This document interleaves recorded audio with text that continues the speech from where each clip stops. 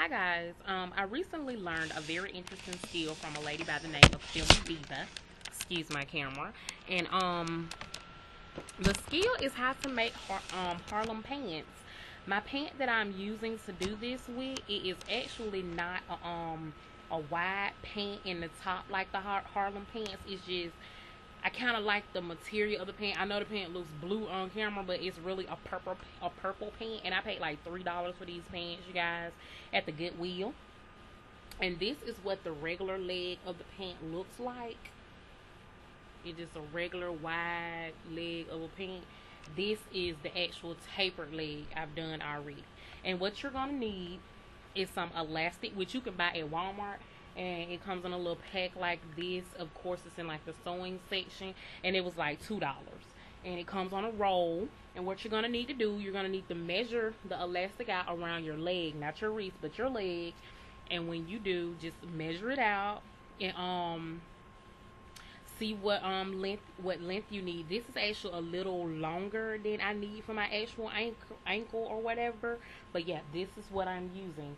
And of course you're gonna need needle and thread, and I'm using purple thread because my pants are purple. So just in case I make mistakes, of course I want it to blend. You're gonna need scissors.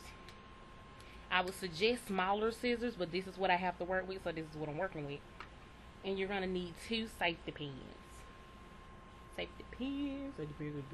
Okay, what I'm gonna suggest you do I would suggest when you're cutting the hole in your pants, to cut the hole in the seam, find like a seam where it runs through it, because you know, of course, it's going to be a seam on the outside of your pant leg, and it's also going to be a seam on the inside of your pant leg.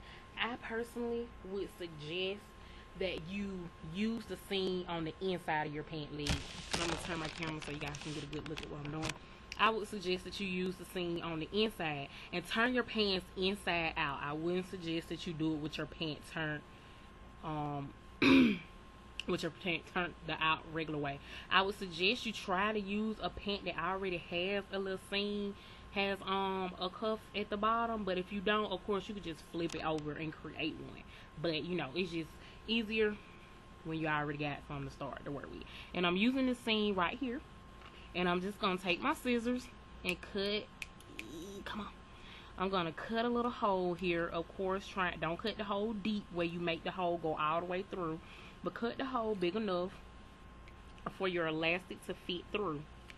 And you know, cut it little by little. Don't just cut it one big hole at a time, so you know you're doing it right. You're gonna take a safety pin, connect it to one end of your elastic, close it. Take the other safety pin, connect it to the other end of the elastic, close it. You're gonna take this and you're gonna put it in the seam that you in the slit you created to run it through.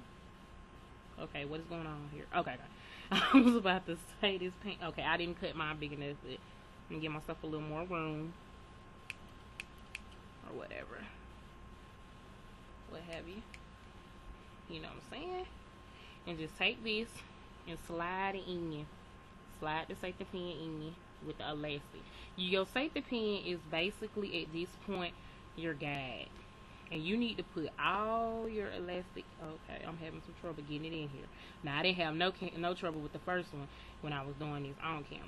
And of course, like I said, I bought these at the Goodwill for like $4. So the seam, the actual seam that's around the cuff on the other leg was coming loose, and I see this one is too on some parts, like right here. So I had to go back around and sew mine, but good thing I got purple thread. But on the other end of the safety pin and elastic that's sticking out, connect it to this other side of the slit that you're not putting it through, but the other side where it's gonna come out. Just to make sure you don't put all of it in there and you're not messing anything up. But like I said, just slide all your elastic in. You can use your safety pin as your guide to help you get it through. And just slide it in there. Slide it in there. Excuse my nails, they look a little raunchy, but it's alright. That's not the purpose of this video. I don't do nail tutorials for a reason. Oh, having such a hard time here, you guys. But we just gonna go ahead and move this in some. You'll get that. And just basically just take the safety pin, slide it through, put a thick. Now I'm having trouble because, which I had on the other one too, getting it in, because I have this big, where my seam is actually coming open right here. Now I'm gonna have to go back and sew back together when I get done. But if you don't have that problem, you should have no problem sliding yours through. Slide it. Slide it. Kiana. Come on. I get a little impatient, forgive me. I like everything just run. No problems. Okay, I'm almost at the other end. So I'm going to go back and try to push some more of this in. That act like it didn't want to go in. Push it, push it, push it. Okay. And I'm going to take this, bring this on down, slide. As you know, you see the ruching creating. Of course, it'll create more once I get it on. Get everything in and secure. Okay. I'm trying to do this in under 10 minutes because I'm slow. I'm really slow, guys. And voila. Here's, oh look, where am I? Okay. Sorry, I had a moment.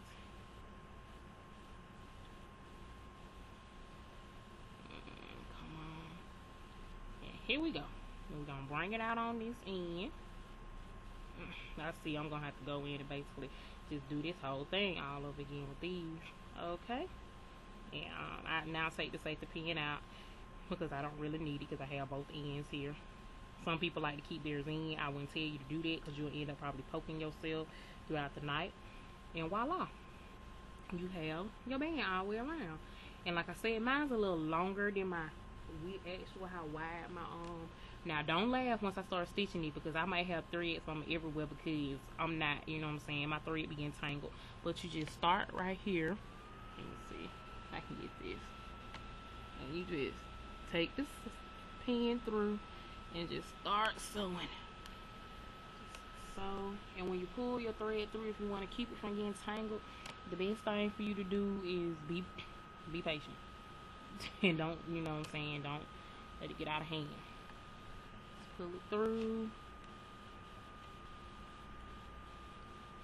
I personally prefer to keep this guide with this little line that's going on right here. Just and I use a little excessive amount of thread because I knew I'd probably have a problem with my there we go, there goes a knot. And when you get those knots, basically the best thing to try to do is pull them out. If you can't, just let it be what it's gonna be. I'm trying to make sure you guys can see this. And just push through. Okay. That knot.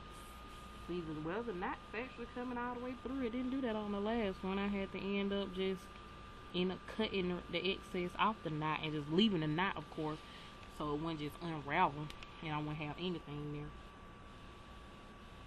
But when I get to the end of sewing this up anyway, I don't want the knot to follow me out, so I'm gonna do something about the knot regardless. Ooh. Oh, is that another knot? No, that's actually, I don't understand. Okay, my thread broke. My thread broke. So, rushing through, take this, get that out the way. Since the thread broke right there, and that is not the end of the elastic, I would prefer you. I guess you could leave it like that if you wanted to. Me personally, I wouldn't suggest you leave it like that because you might need that end to be sewed. Might be a smart idea to get it sewed anyway. I tie it like 2-3 times. I always double my thread up so I can just tie it the regular way instead of having to worry about trying to do one of these little bitty knots, because these knots are a headache. They are a headache. And I'm not going to do this in under 10 minutes. Lord, just let it be in under 15. I'm slow. I'm sorry. Anyway, going back to this. Okay. We were on this end. So we're going to finish this end up.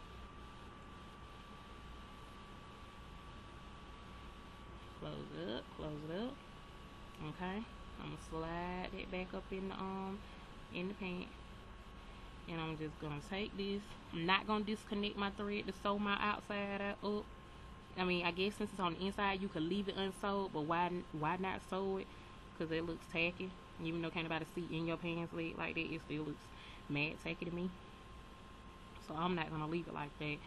I'm gonna sew it back up.